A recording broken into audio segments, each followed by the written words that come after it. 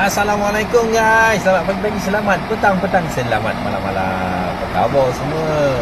So hari ni Yop nak bawa ronda. Ronda dekat sini. Daripada luar kita tengok warna hitam kelabu.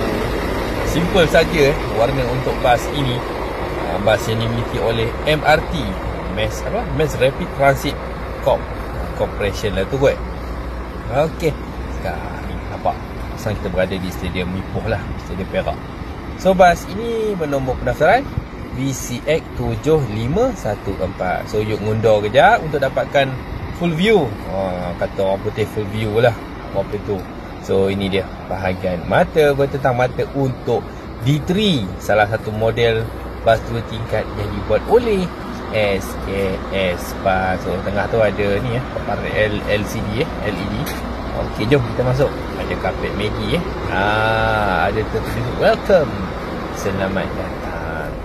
Ini tempat duduk pemandu bas ini, chassis bas ini Scania. Ini dia bahagian penduduk bawah.